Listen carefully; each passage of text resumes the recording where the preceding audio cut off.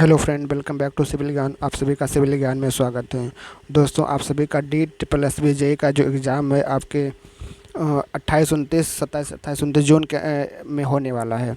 तो उसमें आप लोग देख रहे होंगे कि आपके सिलेबस में 100 क्वेश्चन आपका टेक्निकल का आने वाला है। उस आपके 100 क्वेश्चन टेक्निकल में आपका 20 क्वेश्चन हिंदी का भी रहेगा। तो आपके लिए 20 क्वेश्चन बहुत ही इंपॉर्टेंट रहने वाले हैं। तो आज हम इसी के ऊपर कुछ क्वेश्चन करने वाले हैं। हिंदी स्पेशल एपिसोड रहेगा। ये आपको इसमें 20 क्वेश्चन आपको टोटल देखने को मिलेंगे। सारे टॉपिक इसमें कवर होंगे। ठीक है, तो आपके एग्ज़ाम के लिए बहुत ही महत्वपूर्ण ये सीरीज़ रहने वाली है। तो आप लोग इसको डेली क्लास देखिएगा। चलिए वीडियो को स्टार्ट करते हैं, देखते हैं 1 बाय 1 आपके कौन कौन से क्वेश्चन इसमें रहने वाले हैं। अगर आप चैनल पर नए हैं, चैनल को लाइक शेयर सब्सक्राइब ज़रूर कर लीजिएगा। बढ़ते हैं पहले क्वेश्चन की तरफ। पहला क्वेश्चन है, अभिकारी शब्द मुख्यतः कितने प्रकार के होते हैं? Option number 1 4, option number 2 2, option number 3 8, option number 4 5। तो आपको बताना है कि अभिकारी शब्द मुख्यतः कितने प्रकार के, या क्वेश्चन नंबर आपका 1 रहने वाला है। तो जो अभिकारी शब्द होते हैं वो मुख्यतः 4 प्रकार के होते हैं। ठीक है, तो अभिकारी शब्द कितने प्रकार के होते हैं? मुख्यतः 4 प्रकार के होते हैं। देख लेते हैं अभिकारी शब्द क्या होता है। अभिकारी शब्द जिन शब्दों में लिंग वचन कारक के अनुसार कोई रूप परिवर्तन नहीं होता, मतलब ऐसे शब्दों में लिंग वचन कारक के अनुसार कोई रूप परिवर्तन नहीं होता, वे अभिकारी शब्द कहलाते हैं। जैसे कि वहाँ, कोई, नित्य, और, हो, अरे। ये 4 प्रकार के होते हैं। कौन कौन से? नंबर 1 क्रिया विशेषण, नंबर 2 समुच्चय बोधक, नंबर 3 संबंध बोधक, नंबर 4 आपके विस्मयादि बोधक। तो इसको आपको याद रखना है कि अभिकारी शब्द क्या होते हैं? जिन शब्दों में लिंग वचन कारक के अनुसार, लिंग के बदलने पर, वचन के बदलने पर, कारक के बदलने पर अगर कोई परिवर्तन नहीं होता है तो वो अभिकारी शब्द होते हैं। लेकिन अगर हम बात करें विकारी शब्द की, तो जिन शब्दों में लिंग वचन कारक के अनुसार रूप परिवर्तन होता है उन्हें हम क्या कहते हैं? उन्हें हम विकारी शब्द कहते हैं। ये 4 प्रकार के होते हैं, संज्ञा, सर्वनाम, विशेषण और क्रिया। तो आपके विकारी शब्द भी 4 प्रकार के होते हैं और आपके अविकारी शब्द भी 4 प्रकार के होते हैं। क्वेश्चन क्या पूछा है? क्वेश्चन पूछा है कि अविकारी शब्द मुख्यतः कितने प्रकार के होते हैं? ऑप्शन नंबर ए यहाँ पे हो जाएगा आपका राइट आंसर। अविकारी शब्द आपके 4 प्रकार के होते हैं, इसको आपको ध्यान रखना है। बढ़ते हैं नेक्स्ट क्वेश्चन की तरफ। अगला क्वेश्चन है आपका, दिए गए विकल्पों में शुद्ध वर्तनी वाले शब्द का चयन कीजिए। तो आपको बताना है कि दुष्परिणाम इसमें कौन सा सही है। ऑप्शन नंबर 1 ये सही है, ऑप्शन नंबर 2 सही है, कि ऑप्शन नंबर 3 सही है, कि ऑप्शन नंबर 4 सही है। तो आपको बताना है कि इसमें शुद्ध वर्तनी कौन सी है। तो यहाँ पे भी ऑप्शन नंबर जो 3 आपका दुष्परिणाम, ये आपका होता है दुष्परिणाम। ये आपका जो है शुद्धतम रूप है। बाकी आपके 3 ऑप्शन ये आपके गलत हैं, ये आपके गलत हैं, ये आपके गलत हैं। ठीक है, तो ऑप्शन नंबर 3 यहाँ का हो जाएगा राइट आंसर हो जाएगा। आगे बढ़ने से पहले हम यहाँ पे आपके जो हैं कुछ ऐसे क्वेश्चनों को देख लेते हैं जो आपके एग्ज़ाम में मतलब आते ही रहते हैं। कुछ वर्तनी शब्द को देख लेते हैं। जैसे कि अगर आपसे पूछा जाए कि अध्ययन, इधर लिख लेते हैं अशुद्ध शब्द, अशुद्ध, और इधर लिख लेते हैं आपका शुद्ध लिख लेते हैं। तो अशुद्ध शब्द में अगर हम बात करें अध्ययन ऐसे लिखा होता है, तो ये अध्ययन गलत है। इसका शुद्ध रूप क्या होता है? अध्ययन होता है, मतलब आधा धा होता है और 2 बार आपका यह होता है, अध्ययन ये होता है। अगर हम बात करें एक होता है कवित्री, जो बहुत लोग लिखते हैं कवित्री, तो ये कवित्री आपका गलत है। इसका शुद्धतम रूप कवित्री क्या होता है? कौ, का खाली, वा खाली, यहाँ पे छोटी एक मात्रा त्रा, मतलब कवित्री होता है, मतलब कवित्री इस तरह लिखा जाता है। तो ये आपका शुद्धतम रूप है कवित्री अध्ययन। ये सब आपके एग्जाम में पूछे जाते हैं। जैसे आप एक होता है शब्द प्रतिनिधि, प्रतिनिधि ऐसे लिखा रहता है कहीं कहीं, तो ये प्रतिनिधि आपका गलत है। प्रतिनिधि का शुद्धतम रूप क्या होता है आपका? प्रतिनिधि। ये आपका होता है शुद्धतम रूप प्रतिनिधि, मतलब प्रा और ता में छोटी एक मात्रा, ना में छोटी एक मात्रा, धा में छोटी एक मात्रा, ये आपका होता है प्रतिनिधि, ये आपका सही होता है। अगर हम और कुछ शब्दों की बात कर लें, यहाँ पे आशीर्वाद आपने सुना होगा, तो आशीर्वाद बहुत लोग ऐसे लिख देते हैं, मतलब यहाँ पे आपका ला लगा देते हैं, तो ये आपका गलत होता है। आशीर्वाद, आशीर्वाद आपका ये सही होता है। आ बड़ा शाम बड़ी एक मात्रा और वाह के ऊपर ये मात्रा लगती है, तब ये जाके आशीर्वाद सही होता है, क्योंकि इसका जो उच्चारण होता है इस शब्द के तुरंत बाद आता है, तब आशीर्वाद निकल के आता है। यहाँ पर क्या लिखा है? ये आरसीवाद लिखा है, ये आपका गलत होता है। और एक आध दो शब्द हम लोग देख लेते हैं जो आपके एग्जाम की दृष्टि से बहुत महत्वपूर्ण रहने वाले हैं। जैसे कि आजीविका होता है, तो बहुत लोग आजीविका ऐसे लिखते हैं आजीविका, तो ये आपका गलत है। आजीविका में जो बड़ा आ होता है, बड़ा आ, जब बड़ी एक मात्रा वहाँ पे छोटी एक मात्रा आजीविका, तो ये आपका क्या हो जाएगा? शुद्धतम रूप हो जाता है। तो यहाँ पे हमने कुछ शब्दों को आपको रिवाइज करा दिया। बाकी आपका जो यहाँ पे दुष्परिणाम लिखा है ऑप्शन नंबर 3 आपका यहाँ पे क्या हो जाएगा? राइट आंसर आपका रहने वाला है। अगले क्वेश्चन की तरफ बढ़ते हैं। अगला क्वेश्चन आपका क्या है? अगला क्वेश्चन है आपका लड़का शब्द का भाववाचक संज्ञा रूप है। लड़का का भाववाचक संज्ञा बताना है, क्या होगा? लड़कियाँ, लड़की, लड़कपन, लड़के। तो लड़का शब्द का क्या होता है? लड़कपन होता है। ये आपका भाववाचक संज्ञा शब्द होता है। आपको समझ बताइए, जैसे कि हम लोग कहें कि बूढ़ा का होता है जैसे बुढ़ापा, तो ये क्या एक भाव बता रहा है, मतलब एक से एक मतलब ऐसे शब्द जो हमको भाव का बोध कराते हैं। लड़कपन, जैसे बचपन, मोटापा, मतलब एक भाव से जागृत होता है उस शब्द से, उसी को हम लोग कहते हैं भाववाचक। तो लड़का क्या बन जाएगा? लड़कपन बन जाएगा। इसको आपको ध्यान रखना है। अगला क्वेश्चन है आपका, जैसे कि यहाँ पे देख लीजिए कुछ एडिशनल जानकारी कुछ यहाँ पे लगाए हमने हैं कि लड़का शब्द का भाववाचक संज्ञा रूप क्या होता है? लड़कपन होगा। जो शब्द किसी चीज़ या पदार्थ की अवस्था, दशा या भाव का बोध कराते हैं उन शब्दों को क्या कहते हैं? भाववाचक संज्ञा कहते हैं। जैसे कि ऑप्शन जैसे कि है बचपन हो गया, बुढ़ापा हो गया, मोटापा हो गया, मिठास हो गई, ये सब क्या एक भाव बोध करा रहे हैं, इसीलिए हम लोग इनको भाववाचक संज्ञा कहते हैं। अन्य विकल्प जो आपका था, जैसे लड़की का बहुवचन रूप क्या होता है? लड़कियां, ये आपका सही था। लड़का का विलोम शब्द क्या होगा? लड़की होगा। लड़का का बहुवचन क्या होगा? लड़के होगा। जैसे ये आपका जो विकल्प था कि लड़कियां क्या होता है? लड़के, बहुवचन शब्द है, लड़की क्या होगा? तो ये हमने यहाँ पे एडिशनल जानकारी बताई है आपको। फिर यहाँ पे हमने संज्ञा की परिभाषा बताई है। किसी व्यक्ति, स्थान, प्राणी या वस्तु के नाम को संज्ञा कहते हैं। संज्ञा के कौन कौन से भेद होते हैं? संज्ञा आपकी 5 प्रकार की होती है। आपने हिंदी में इंग्लिश में पढ़ रखा होगा, proper noun, common noun, adjective, collective और मटेरियल। उसी प्रकार आपका होती है व्यक्तिवाचक संज्ञा, जिसको हम लोग इंग्लिश में कहते हैं पर्सनल प्रोनाउन, पर्सनल नाउन। फिर आपका जातिवाचक संज्ञा, फिर आपका भाववाचक संज्ञा, जिसको हम लोग कहते हैं अब्स्ट्रैक्ट नाउन। फिर आपका होता है कलेक्टिव नाउन, समूहवाचक संज्ञा। फिर आपका होता है मटेरियल नाउन या द्रव्यवाचक संज्ञा होता है। तो ये आपकी 5 संज्ञा होती है, इसको भी आपको ध्यान रखना है। नेक्स्ट क्वेश्चन की तरफ बढ़ते हैं। अगला क्वेश्चन है आपका खगोल शब्द का विलोम शब्द क्या होगा? खगोल शब्द का विलोम, कोई क्वेश्चन छूट तो नहीं गया यहाँ पे? नहीं, चलते हैं अगला क्वेश्चन। नेक्स्ट क्वेश्चन है आपका खगोल शब्द का विलोम शब्द क्या होगा, ये आपको ये बताना है। तो खगोल शब्द का भैया जो विलोम शब्द होता है ये आपका होता है भूगोल। ऑप्शन नंबर 2 यहाँ पे हो जाएगा राइट आंसर। खगोल शब्द का जो पर्यायवाची शब्द है आकाश मंडल हो गया, अंतरिक्ष हो गया, नभ हो गया, सब क्या होता है? खगोल होते हैं। इनका जो विलोम शब्द क्या होता है? भूगोल होता है। ऑप्शन नंबर 2 यहाँ पे क्या हो जाएगा? वो राइट आंसर आपका रहने वाला है। अगला क्वेश्चन है आपका खूबसूरत कार देखकर मैं चकित था, इस वाक्य के निम्नलिखित विकल्पों में से कौन सा शब्द विशेषण? ये आपका क्वेश्चन नंबर 5वां है। कह रहा है कि खूबसूरत कार देखकर मैं चकित था, मतलब ये आपका वाक्य है, इस वाक्य में कौन सा शब्द विशेषण है? तो आपको बताना है। तो देखकर विशेषण है कि मैं विशेषण है, खूबसूरत की कार, तो देख सर ये विशेषण तो नहीं हो सकता, ये भी नहीं है, ये भी नहीं है, तो ये हो गया खूबसूरत। जैसे कि आ जाए कि वह एक सुंदर लड़का है, तो यहाँ पे जैसे कि वह एक सुंदर लड़का है, तो लड़का तो है लेकिन लड़का की विशेषता बता रहा है कि वह सुंदर लड़का है। जैसे कहते हैं वह गोरा लड़का है, वह काला लड़का है, तो जो ये शब्द होते हैं जो हमारे मतलब उनकी विशेषता बताते हैं। तो मतलब जो शब्द विशेषण मतलब विशेषता बताते हैं उनको हम लोग क्या विशेषण कहते हैं। तो यहाँ पे खूबसूरत क्या है उसको देख कर बता रहा है कि खूबसूरत कार कैसी है? खूबसूरत है, उसको देखकर मैं चकित था। तो ये आपका यहाँ पे खूबसूरत जो है विशेषण बता रहा है। तो यहाँ पे ऑप्शन नंबर 3 क्या हो जाएगा? आपका राइट आंसर हो जाएगा। अगला क्वेश्चन है कि पर्यायवाची, क्वेश्चन नंबर 6 ये आपका है कि पर्यायवाची युग्म के संदर्भ में कौन सा सही नहीं है? शारदा, सरस्वती, स्वर्ण, हिम, हंस, मराल, मेढक का दादुर। तो भैया मेढक की जो पर्यायवाची होती है, मेढक की दादुर भी होती है और एक होती है भेक, याद रखना भेक भी होती है, और आपने सुना होगा मंडूक। तो ये मेढक की तो ये बात सही है, तो ऑप्शन नंबर 4 तो सही है। पूछा है कौन सा सही नहीं है, बताना है। हंस की पर्यायवाची हंस भी होती है, मराल भी होती है, और हंस की एक याद रखना कि सिप पाँच होती है, सिप पाँच होती है, और मान शौक होती है। क्या होती है? मान शौक होती है। तो ये भी आपका सही हो जाएगा। अगला क्वेश्चन है शारदा सरस्वती, शारदा सरस्वती और एक होती है आपकी वागेश्वरी। क्या होती है? वागेश्वरी होती है। फिर आपका होता है भारती। तो ये सब शारदा की पर्यायवाची हो गया।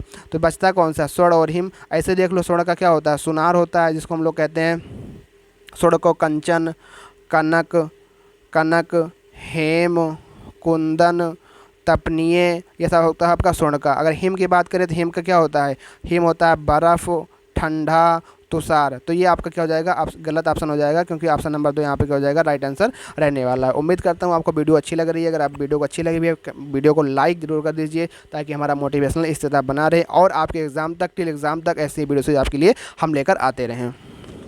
अगला क्वेश्चन है, क्वेश्चन नंबर 7 है कि आपका लोकोक्ति का अर्थ बताना है कि भईगत साप छछूंदर केरी, इनका लोकोक्ति का अर्थ क्या होगा। भई गति साप छछूंदर केरी, इसका लोकोक्ति का अर्थ क्या होगा कि सांप और छछूंदर जैसा होना, सांप का छछूंदर जैसा होना, दुविधा में पड़ जाना। ऑप्शन नंबर 4 है छछूंदर का सांप हो जाना। तो ऑप्शन नंबर 3 यहाँ पे क्या होता है, दुविधा पड़ जाना, इस लोकोक्ति का अर्थ होता है। ऑप्शन नंबर 3 आपका राइट आंसर रहने वाला है। अगला क्वेश्चन है आपका, वर्षा की अधिकता के लिए एक शब्द बताइए। तो वर्षा जब अधिकता हो जाती है तो उसके लिए कहा जाता है कि अतिवृष्टि हो गई।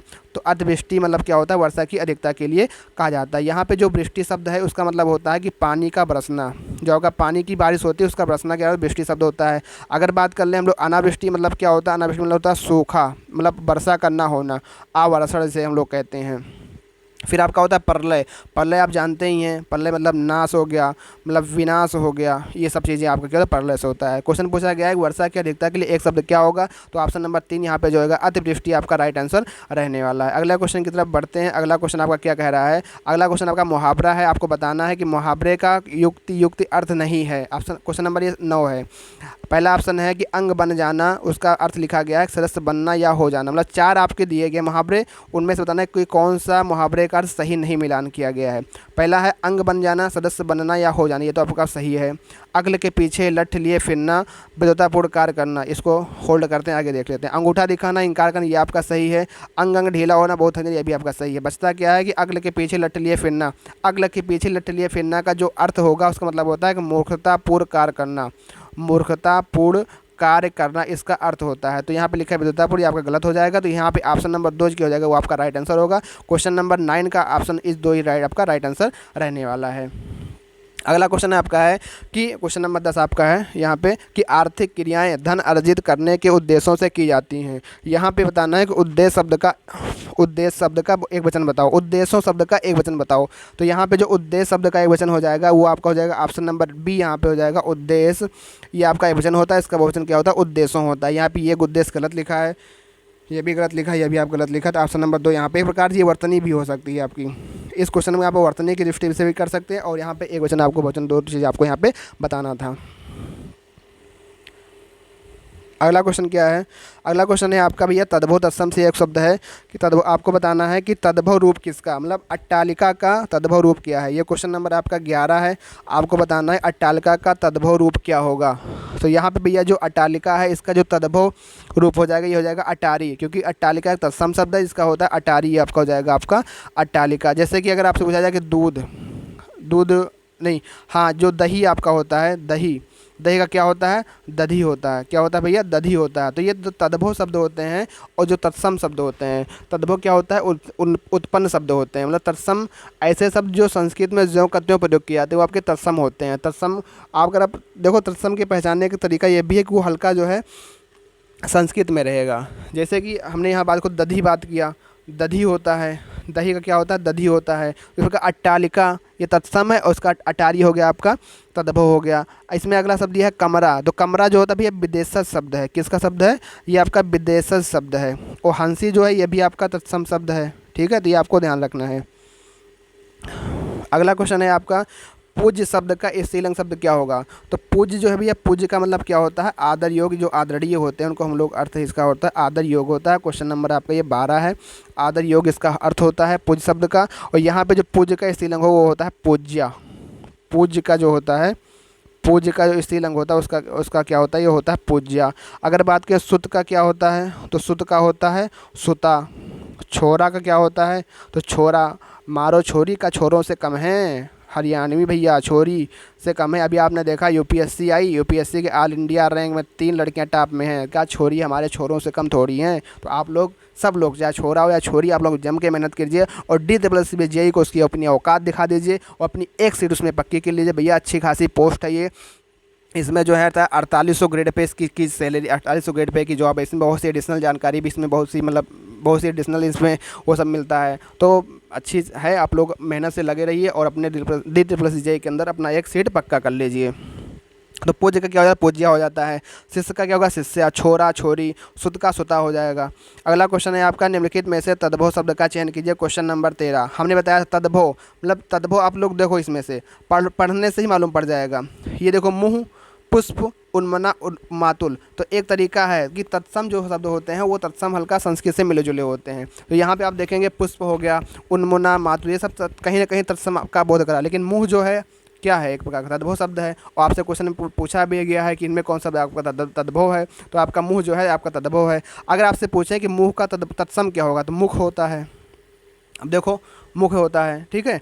अब पुष्प का क्या होगा, तो पुष्प का होगा पुहुप। उन्मना का क्या होगा, अनमना होगा। मातुल का क्या होगा, मामा होगा। तो ये शब्द याद रखना है आपको कि पुष्प का पुहुप होता है तद्भव, उन्मना का अनमना होता है, मातुल का मामा होता है, मुँह का मुख होता है। तो आप सभी को पता ही है। तो ये सारी चीज़ें आपको तद्भव की याद रखनी है। अगला क्वेश्चन है आपका क्वेश्चन नंबर 14 है कि इनमें से कौन सा जो टर्म है, मतलब कौन सा इसमें शब्द है जिसमें सभी शब्द आपके पर्यायवाची हैं। दर्पण, आईना, पहला ऑप्शन है दर्पण, आईना, कांच, मुकुर। दूसरा ऑप्शन गात, तन, घट, घड़ा। तीसरा अनल, बयार, अनिल, समीर, रवि, हंस, पतंग, सरोज। तो यहाँ पे आप देखेंगे कि यहाँ पे देखो दिख रहा है रवि। रवि मतलब जो आपका भानु, भास्कर, दिवाकर ये होता है। तो ठीक है, तो ये तो अलग हो गया। लेकिन हंस इसकी पर्यायवाची नहीं होती, हंस तो एक पक्षी हो जाता है, ये गलत हो जाएगा। पतंग, पतंग अलग चीज़ है। फिर सरोज क्या, जलज, पंकज, अंबुज, नीरज, तो ये तो कमल का हो जाता है। ये ऑप्शन इन्हें क्या हो जाएगा, गलत हो जाएगा। क्योंकि ये बताना है कि मतलब ये आपको बताना है कि कौन सा समूह ऐसा है जो एक ही शब्द के पर्यायवाची हों। यहाँ देख ली अनल, बयार, अनिल, समीर। अब यहाँ देखो एक हवा है तो एक आग है, तो ये भी नहीं होगा। यहाँ देखो गात, देह, तन, शरीर होगा। लेकिन यहाँ पे घट दे दिया, घड़ा दे दिया, तो ये भी अलग अलग हो गया, ये भी नहीं होगा। तो एक ही बच रहा है, एक ही ऑप्शन हो जाएगा। Option number A correct answer. यहाँ पढ़ भी लो, दर्पण, आईना, कांच, मुकर सब एक ही शब्द होता है। अगला क्वेश्चन है आपका कि माता शब्द का भाववाचक संज्ञा रूप क्या होगा। तो माता शब्द का जो भाववाचक संज्ञा बताना है, ऑप्शन पहला है माँ है, मैया है, मातृ है, मातृत्व है। तो यहाँ पे जो माता शब्द का भाववाचक संज्ञा रूप होगा वो हो जाएगा ऑप्शन नंबर डी, आपका मातृत्व जो होगा वो आपका भाववाचक संज्ञा होता है। अगला क्वेश्चन है इनमें से किस वाक्य में विराम चिन्हों को सही प्रयोग हुआ है। तो आपको विराम चिन्ह के बारे में बताना है कि पहला ऑप्शन है कि आप शायद पटना के रहने वाले हैं। दूसरा ऑप्शन है कि आप, और फिर विस्मयादि बोधिक का चिन्ह बना हुआ है। फिर आपको बता रहा है कि पटना के रहने वाले हैं। फिर पूछा आप शायद पटना के रहने वाले हैं। तो कहीं ना कहीं इस वाक्य में आप अगर देखें पढ़ रहे होंगे तो एक प्रश्नवाचक सा चिन्ह है ये, मतलब एक प्रश्नवाचक सा क्वेश्चन है कि आप शायद पटना के रहने वाले हैं। आप मतलब अगर हम हैं और आप हैं, यहाँ पे मान लो ये हैं, ठीक है, यहाँ पे कोई और है, तो ये इनसे पूछ रहे हैं कि आप शायद पटना के रहने वाले हैं। तो ये मतलब एक प्रकार से क्वेश्चन वाइज हो जाएगा। तो कहीं पर भी इन तीनों में आपका जो है, इन तीनों के अंदर आपका कहीं भी प्रश्नवाचक चिन्ह नहीं लगा है। लेकिन ऑप्शन नंबर 4 में देखो ये लगा हुआ है, तो आप शायद पटना के रहने वाले हैं। तो ऑप्शन नंबर 4 यहाँ पे क्या हो जाएगा, राइट आंसर हो जाएगा। विराम चिन्हों संबंधित ऐसे ही क्वेश्चन आपके आते हैं। श्री कामता प्रसाद एक गुरु थे, मतलब श्री कामता प्रसाद गुरु थे हिंदी में। मतलब इन्होंने बताया कि जो है कि जितने विराम चिन्ह होते हैं, विराम चिन्ह के बारे में बताया। इन्होंने कहा कि जो श्री कामता प्रसाद गुरु के अनुसार, श्री कामता प्रसाद गुरु के अनुसार टोटल जो विराम चिन्ह होते हैं कितने होते हैं, 20 बताए हैं। अल्प विराम होता है, अर्ध विराम होता है, पूर्ण विराम होता है, प्रश्न चिन्ह होता है, आश्चर्य चिन्ह होता है, निर्देशक चिन्ह होता है, कोष्टक होता है, अवतरण चिन्ह होता है। फिर आपका उप विराम होता है, विवरण चिन्ह होता है, पुनरुक्तसूचक चिन्ह होता है, लागो चिन्ह होता है, लोभ चिन्ह होता है, पाद चिन्ह होता है, दीर्घोच्चारण चिन्ह होता है, पाद बिंदु होता है, हंसपद होता है, टीका सूचक होता है, तुल्यता सूचक होता है, और आपका समाप्ति सूचक होता है। तो ये श्री कामता प्रसाद गुरु के अनुसार क्वेश्चन कभी पूछ सकता है अगर मान लो एग्जाम में कि विराम चिन्ह कितने होते हैं, 20, 8, 10, 15, 16। तो श्री कामता प्रसाद गुरु के अनुसार, मतलब जो श्री कामता प्रसाद गुरु जी थे उन्होंने बताया था कि विराम चिन्ह कितने होते हैं, आपके 20 होता है। तो इसको आपको ध्यान रखना है भैया। बढ़ते हैं अगले क्वेश्चन की तरफ। अगला क्वेश्चन है आपका विशेषण से संबंधित है। इनमें से विशेषण क्या होता है, हमने बताया था विशेषण क्या होता है, भाव बताता है। मतलब जैसे वह सुंदर लड़का है, वह गोरा लड़का है, वह गोल लड्डू है, वह पील, मतलब कैसे भी है। तो यहाँ पे देखो गोल, तो गोल यहाँ पे क्या हो जाएगा, आपका विशेषण शब्द हो जाएगा। तो ऑप्शन नंबर 3 यहाँ पे आपका राइट आंसर रहने वाला है। नेक्स्ट क्वेश्चन है आपका कि जो धरती फोड़कर जन्मता हो उसके लिए कोई एक शब्द बताओ। भैया यहाँ पे क्वेश्चन नंबर ये आपका 18 है। यहाँ पे आपके बताना है कि जो धरती को फोड़कर जन्म होता हो उसे क्या कहते हैं। तो भैया जो धरती फोड़कर जन्मता हो उसको कहते हैं उद्भिज। उपदिज जो होता है आपका ऑप्शन नंबर 2 यहाँ पे हो जाएगा आपका राइट आंसर। उसी को हम लोग कहते हैं जो धरती फोड़ कर जन्मता है, ठीक है। अगर हम बात करें उर्वरा क्या होता है, उर्वरा मतलब क्या होता है, जो आपकी भूमि हो जो उपजाऊ हो, जो भूमि आपकी उपजाऊ से हम लोग कहते हैं उर्वरा कहते हैं, ठीक है। आपका होता है उद्दंत। उद्दंत का अर्थ होता है जिसका दांत ना जन्मा हो, जिसका दांत ना जन्मा हो उसे कहते हैं उद्दंत। और फिर उरग, उरग किसे कहते हैं? जो छाती के बल चलता हो। कोई अगर छोटा बच्चा है जो छाती के बल चलता हो, या कोई भी ऐसे जानवर होते हैं जो छाती के बल अपने चलते हैं, उन्हें को वो उरग कहते हैं। तो जो क्वेश्चन आपका था कि जो धरती फोड़कर जन्म लेता हो उसे हम लोग कहते हैं उद्भिज। ऑप्शन नंबर 2 यहाँ पे हो जाएगा राइट आंसर। बाकी उर्वरा की बात करें तो जो भूमि उपजाऊ उन्हें उर्वरा कहते हैं, और जो जिसका दांत ना निकला हो या जिसका दांत ना जन्म हो ना जमे हो उन्हें हम लोग उद्दंड कहते हैं। जो छाती के बल चलता हो उसे हम लोग उरग कहते हैं। इसको आपको ध्यान रखना है।